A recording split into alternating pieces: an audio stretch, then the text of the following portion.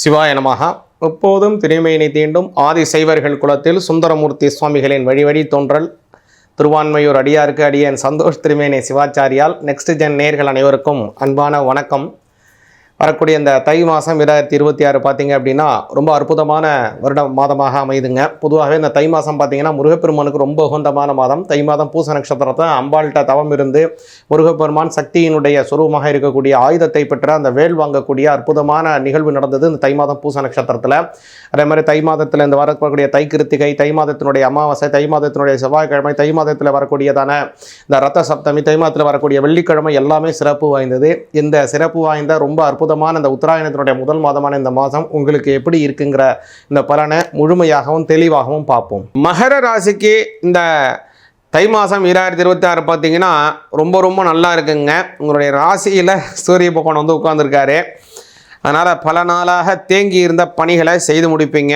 2ஆம் இடத்துல சனி பகவான், ராகு பகவான், இது காலம் வந்து 7.5 சனியாக இருந்தாலும் கூட ஒரு நல்ல விஷயம் என்னென்னு பார்த்தீங்கன்னா 6ஆம் இடத்துல இருக்கக்கூடிய குருவினுடைய பார்வை கிடைக்குது. 6ஆம் இடத்துல குரு பகவான் வக்ரம் பெற்று போகிறார். பொதுவாகவே 12ஆம் அதிபதி 6ஆம் இடத்துல வக்ரம் பெறுவது விபரீத ராஜயோகம் அப்படின்னு பேர். அந்த விபரீத ராஜயோகம் உங்களுக்கு நடக்க போகுதுங்க. அதே மாதிரி இன்னொரு நல்ல விஷயம் என்னென்னு பார்த்தீங்கன்னா புத பகவான் 29ஆம் தேதிக்கு உங்களுடைய 2ஆம் பாவத்துக்கு மாறிடுறாரு. இந்த 9ஆம் அதிபதி 2ஆம் இடத்துல போவது அப்படிங்கிறது வந்து தெய்வ வழிபாடுகள் சித்தியாகும். படிக்கின்ற மாணவர்களுக்கு படிப்பிலே நல்ல நாட்டம் ஏற்படும். 2-9 சேர்க்கை இருந்தால் தான் திருமணம் கைகூடுவது மனசுப்படி கைகூடுவதற்கு வாய்ப்பெறும். ரொம்ப நாளாக யாராவது மனசு விரும்பிட்டு இருக்கீங்க, திருமணம் எப்போ நடக்கும் என்னப்போ நடக்கும்னு ஏங்கிக்கிட்டு இருக்கீங்களா, கலையப்படாதீங்க. இந்த மாதம் திருமணம் கைகூடுவதற்கான வாய்ப்பு, உங்கள் மனசுப்படி திருமணம் நடக்கிறதுக்கான வாய்ப்பு மகர ராசிக்காரங்களுக்கு அற்புதமாக ஏற்படுது. இன்னொரு சிறப்பு என்னென்னா இந்த மாதத்தில் குறிப்பாக 29ஆம் தேதி புதன் போகிறார். அடுத்தது 7ஆம் தேதி பிப்ரவரி மாதம் கவனிச்சிங்க அப்படின்னா சுக்கிர பகவானும் போய் சேர்க்கிறார். அதனால் பல கிரகங்கள் 2ஆம் பாவத்தில் வலிமை பெற்று இருக்கிறது. சனி பகவான், ராகு பகவான் ஆல்ரெடி அங்கே இருக்கார். கூடுதலாக புதனும் சுக்கிரனும் சேர்கிறார். இதில் நல்ல விஷயம் என்னென்னா அதனுடைய குருவினுடைய பார்வை அவங்களுக்கு கிடைக்கிறதுனால 2ஆம் இடம் வலிமை அடைகிறது. 2ஆம் இடங்கிறது உங்களுடைய வாக்குஸ்தானம், தனஸ்தானம் அப்படின்னு பேர். அந்த இடத்த இத்தனை கிரகங்கள் பார்க்கறதுனால உங்களுக்கு குடும்பத்திலே நல்ல செழுமைகள் ஏற்படும். குடும்பஸ்தானமும் அதுதான். அதுவே உங்கள் பேச்சிற்கு நல்ல மரியாதை ஏற்படும். அப்புறம் இன்னொரு நல்ல விஷயம்னா பொருளாதாரம் வளரும். அது வந்து உங்களுக்கு பெரிய நல்ல விஷயமாக அமைய போகுது. அதனால் முக்கியமாக 29ஆம் தேதிக்கு மேலே இன்னும் நன்மைகள் அதிகமாக கிடைக்கும். முன்பகுதியை விட பிற்பகுதி ரொம்ப நல்லா இருக்குது உங்களுக்கு. அதே மாதிரி கவனிச்சிங்க அப்படின்னா உங்களுக்கு அந்த குரு பகவான் 12ஆம் இடத்துல 12ஆம் அதிபதி 6ல் வந்து வக்ரம் பெற்று உங்களுடைய 2ஆம் இடத்தை பார்க்கறதுனால தடையாக இருக்கு. யாருக்காவது ஒரு பணம் கொடுத்து வச்சுருக்கீங்க, ரொம்ப நாளாக கொடுத்துட்டீங்க, திரும்பியே கொடுக்காமல் இருக்காங்க, அல்லது திரும்பி கொடுக்குறது வட்டி கொடுக்கல, அசல் கொடுக்கல, என்ன ஏது போன இடம் தெரியாமல் இருக்காங்க அப்படின்னா இந்த தை மாதத்தில் கொஞ்சம் முயற்சி பண்ணிங்கன்னா உங்கள்கிட்ட விட்டு போன பொருள், உங்களுக்கு வந்து சேர வேண்டிய பொருள், உங்களுக்கு கிடைக்க வேண்டிய உரிமையான பொருள், உங்களை சேர்ந்த பொருள், அது உங்களை வந்து சேருவதற்கு வாய்ப்பு அதிகமாக இருக்குது. அது வந்து உங்களுக்கு ஒரு நல்லது. ஏன்னா 12ஆம் அதிபதி 6ஆம் இடத்துல மறைந்து 2ஆம் இடத்தை பார்க்கறதுனாலே இந்த யோகம், அது ஒரு நல்ல விஷயம். சரிங்க, மகர ராசிக்காரங்க இந்த மாதத்தில் செய்ய வேண்டிய முக்கியமான விஷயம் என்ன அப்படின்னு கேட்டிங்க அப்படின்னா ஐயப்பனை வழிபாடு செய்வது மிக மிக மிக அவசியம். ஒவ்வொரு தரையும் நான் சொல்கிறேன், மகர ராசிக்காரங்களுக்கும் ஐயப்பனுக்கும் அதிகமான ஒரு சம்பந்தம் இருக்குது.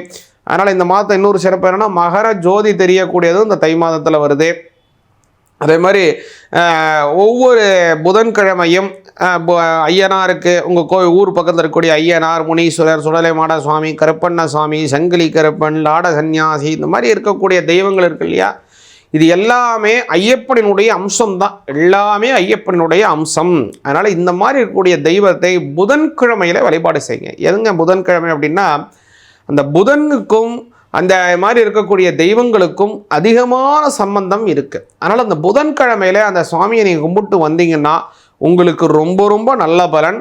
குறிப்பாக அதாவது மகர ராசிக்காரங்களுக்கும் மகர ராசிக்காரங்களுடைய குடும்ப உறுப்பினர்களுக்கும் நல்லபடியாக கிடைக்கும். சிவாய நமக. முன்னாடியே சொன்னேன், இந்த தை மாதம் அப்படிங்கிறது தெய்வ வழிபாடுகளுக்கு ரொம்ப உகந்தமான மாதம். இந்த மாதம் அப்படிங்கிறதே அமோகமான மாதமாக வருதுங்க. இந்த மாதத்தில் வரக்கூடிய தை வெள்ளிக்கிழமையிலேருந்து எல்லாமே சிறப்பு வாய்ந்தது. இதில் முக்கியமானது என்னென்னா தை அமாவாசை ஜனவரி மாதம் 18ஆம் தேதி ஞாயிற்றுக்கிழமையில் வருது. அதனால் முன்னோர்களுக்கு தர்ப்பணம் செய்வதற்கு மிக மிக உகந்தமானது. அதே மாதிரி தைப்பூசம் பிப்ரவரி மாதம் 1ஆம் தேதி வருதுங்க. இந்த தைப்பூசம் அப்படிங்கிறது முருகப்பெருமானுக்கு வருடத்திலே 6 தினங்கள் சிறப்பு வாய்ந்தது. அவர் அவதாரம் செய்தது வைகாசி மாதம் விசாக நட்சத்திரத்திலே. அதே மாதிரி அவர் சூரனை சம்ஹாரம் செய்தது ஐப்பசி மாதத்திலே வரக்கூடிய வளர்பிறையிலே வரக்கூடியதான சஷ்டியிலே அவர் சம்ஹாரம் செய்கிறார்.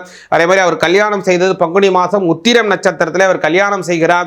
6 குழந்தையாக இருக்கக்கூடியதான உலக அன்னை வளர்த்து அவரை ஒரே குழந்தையாக மாறு கார்த்திகை மாதம் கார்த்திகை நட்சத்திரத்திலே. அதே மாதிரி கவனிச்சிங்கன்னா பக்தர்களுக்கு அனுகிரகம் செய்வது மாசி மாதம் மகா நட்சத்திரத்திலே. இதில் தைப்பூசம் என்ன சிறப்பு அப்படின்னு கேட்டிங்கன்னா, சூரனை சம்ஹாரம் செய்வதற்காக முருகப்பெருமான் கடுமையாக தவம் செய்து அன்னையை நோக்கி வரம் வேண்டி, அன்னை தனக்கு நிகராக, அன்னை பராசக்தி பார்த்தீங்கன்னா தன்னுடைய நிகராகவே தன் சொரூபமாகவே முருகப்பெருமானுக்கு அந்த ஆயுதத்தை வழங்குகிறார். அதனால தான் அந்த சக்தி அப்படின்னு பேர். அதுக்கு அந்த ஆயுதத்துக்கு பேர் சக்தியாயுதம் அப்படின்னு பேர். வேல்னு நம்ம சொல்கிறோம் இல்லையா, அதுக்கு பேர் சக்தியாயுதம் அப்படின்னே பேர். அப்பேற்பட்ட அந்த வேலை வாங்கியது தான் இந்த தை மாதம் பூச நட்சத்திரம். முருகப்பெருமானுக்கு உகந்தமானது. இந்த தைப்பூசத்தில் முருகனை நம்ம கும்பிட்டோம்னா குடும்பத்திலே நல்ல சுபிச்சம் ஏற்படும். நல்ல ஞானம், அறிவு, பணங்காசு வரவுகள் அதிகமாக இருக்கும். சிவாய நமக.